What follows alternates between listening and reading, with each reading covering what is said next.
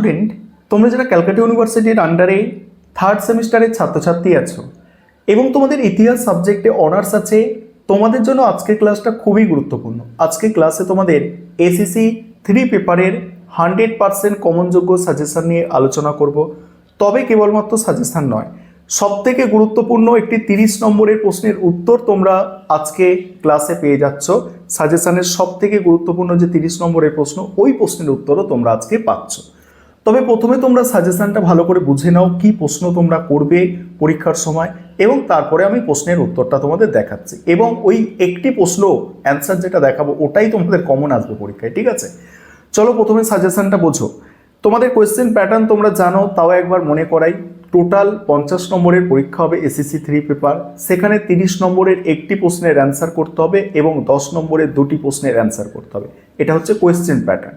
এবারে 30 নম্বরের জন্য সবথেকে গুরুত্বপূর্ণ প্রশ্ন, সাম্প্রতিক তুমি পরিদর্শন করেছো এমন যে কোনো একটি মেলা বা লোক উৎসব সম্পর্কে একটি প্রতিবেদন। মেলা বা লোক উৎসব সম্পর্কে একটি প্রতিবেদন, এটা হচ্ছে সবথেকে গুরুত্বপূর্ণ তোমাদের জন্য। এই প্রশ্নের অ্যান্সারও তোমরা আজকে ক্লাসে পাবে। দ্বিতীয় প্রশ্ন, বাংলার লোকনাট্য বা জনসংস্কৃতির মাধ্যম হিসাবে যাত্রাপালার উদ্ভব ও বিকাশ আলোচনা করো। বর্তমান সমাজে যাত্রাপালার প্রাসঙ্গিকতা বিচার করো। 3 নম্বর প্রশ্ন, বাংলা চলচ্চিত্রের ইতিহাসে ঋত্বিক ঘটকের অবদান আলোচনা করো। বাংলা চলচ্চিত্রের ইতিহাসে ঋত্বিক ঘটকের অবদান আলোচনা করো। 4 নম্বর প্রশ্ন, বাংলার জনপ্রিয় সংস্কৃতির ইতিহাসে সত্যজিৎ রায়ের অবদান।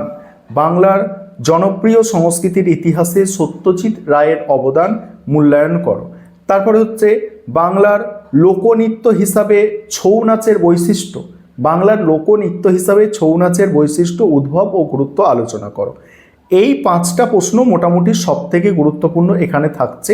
তবে আমি তোমাদের সাজেস্ট করব প্রথম প্রশ্ন ভালো করে দেখো, ওই প্রশ্নটাই তোমরা কমন পাবে, যেটা বলেছিলাম আমি, উৎসব বা মেলা সম্পর্কে একটি প্রতিবেদন। এটাই তোমাদের জন্য কমন আসবে। এবার 10 নম্বরের প্রশ্ন কিছু বলি।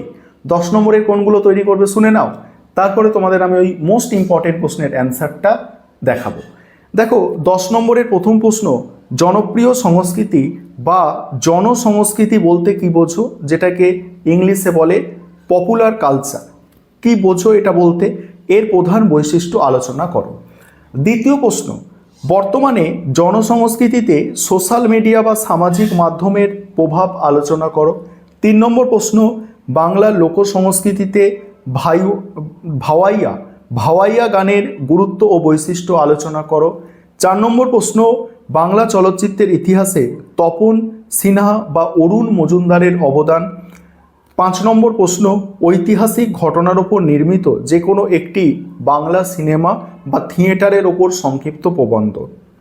6 নম্বর প্রশ্ন, সামাজিক সচেতনতা বৃদ্ধিতে গণ আন্দোলনে থিয়েটার বা লোকগানের ভূমিকা। 7 নম্বর প্রশ্ন, জনপ্রিয় সংস্কৃতি বা জনসংস্কৃতি অধ্যয়নের বিভিন্ন দৃষ্টিভঙ্গি সংক্ষেপে আলোচনা করো।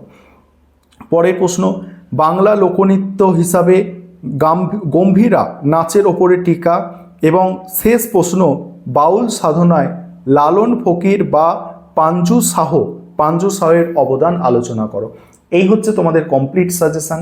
এবারে তোমরা ওই মেলার ওপরে প্রতিবেদনটা কিভাবে লিখবে সেটা আমি স্ক্রিন রেকর্ডের মাধ্যমে আলোচনা করছি, তোমরা দেখে নাও। এবারে তোমরা গুরুত্বপূর্ণ 30 নম্বরের প্রশ্নের উত্তরটি দেখে নাও। প্রশ্নটা কি আছে? প্রশ্নটা হচ্ছে মেলা সম্পর্কে বা উৎসব সম্পর্কে প্রতিবেদন কিভাবে লিখবে। প্রথমে ইন্ট্রোডাকশান অর্থাৎ ভূমিকা দিয়ে শুরু করবে। যেমন ভূমিকায় আমি কেমন লিখেছি দেখো, বাংলার লোকসংস্কৃতি ও গ্রামীণ অর্থনীতির নারীর স্পন্দন অনুভব করতে হলে মেলা বা লোক উৎসবের কোনো বিকল্প নেই। ইতিহাস কেবল রাজা বাদশাহের যুদ্ধবিগ্রহ বা সাল তারিখের দলিল নয়, বরং এটি নির্দিষ্ট জনপদের মানুষের জীবনযাত্রা, ধর্মবিশ্বাস, অর্থনীতি, সংস্কৃতির বিবর্তনের ধারাবাহিক ইতিহাস হলো প্রকৃত ইতিহাস। একজন ইতিহাসের ছাত্র হিসাবে সেই জীবন্ত ইতিহাসের সন্ধানে সম্প্রতি আমি উপস্থিত হয়েছিলাম বীরভূম জেলার শান্তিনিকেতনে অনুষ্ঠিত বিখ্যাত পৌষ মেলা প্রাঙ্গণে। এইভাবে লিখবে তোমরা। 19বিংশ শতাব্দীর বাংলার নবজাগরণের অন্যতম পীঠস্থান শান্তিনিকেতন এবং তার এই মেলা আজ কেবল একটি উৎসব নয়, বরং এটি বাঙালির আত্মপরিচয়ের এক অবিচ্ছেদ্য অংশ। মহর্ষি দেবেন্দ্রনাথ ঠাকুর থেকে বিশ্বকবি রবীন্দ্রনাথ ঠাকুর হয়ে আজকে একবিংশ শতাব্দী পর্যন্ত এই মেলার যে দীর্ঘ পথ চলা তা স্বচক্ষে প্রত্যক্ষ করা এক বিরল অভিজ্ঞতা। এইভাবে তোমরা লিখছো। তারপরে ঐতিহাসিক প্রেক্ষাপট বা মেলার উদ্ভব লিখছো। শান্তিনিকেতনে পৌষ মেলার প্রতিটি ধূলিকণায় মিশে আছে 150 বছরেরও বেশি পুরনো ইতিহাস। মেলা প্রাঙ্গণে দাঁড়িয়ে প্রথমেই মনে পড়ে সূচনা লগ্ন এবং এর পেছনে দার্শনিক ভিত্তিটি। ইতিহাসের পাতা ঘাঁটলে দেখা যায় 1843 খ্রিস্টাব্দে 21শে ডিসেম্বর মহর্ষি দেবেন্দ্রনাথ ঠাকুর তার 20 জন অনুগামী সহ রামচন্দ্র বিদ্যা বাগিসের কাছে ব্রাহ্ম ধর্মের দীক্ষা গ্রহণ করে। আর এই দিনটি ছিল ঠাকুর পরিবারের কাছে আধ্যাত্মিক নবজাগরণের দিন। আর এই বিশেষ দিনেই স্মরণীয় করে রাখতে সাধারণ মানুষের মধ্যে নিরাকার ব্রাহ্মের উপাসনা ছড়িয়ে দিতে 1891 খ্রিস্টাব্দে শান্তিনিকেতনে প্রথম পৌষ মেলার সূচনা হয়। এইভাবে লিখবে আর কি। দেখছো, এইভাবে সুন্দর করে গুছিয়ে লিখলে খুব ভালো নম্বর পাবে। দেখে নাও তোমরা। এবং তোমরা যারা স্টাডি মেটেরিয়াল পারচেস করতে চাইছো আমাদের থেকে, এই পেপারের স্টাডি মেটেরিয়াল, এই পেপার নয়, তোমাদের 3টে অনার্সের paper complete study material ready আছে।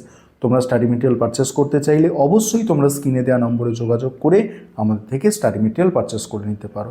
দেখে নাও তোমরা, সম্পূর্ণ প্রশ্নের উত্তরটা তোমাদের সঙ্গে আমি শেয়ার করে নিলাম। মানে এই প্রশ্নটা তোমাদের পরীক্ষায় আসছে, ঘুরিয়ে ফিরিয়ে এই প্রশ্নটাই আসবে এবং 30 নম্বরের যা প্রশ্ন আসুক এটা অ্যান্সার লিখবে। কারণ এটাই তোমাদের ঘুরিয়ে ফিরিয়ে মেলার ওপরে তোমাদের প্রশ্ন আসছে।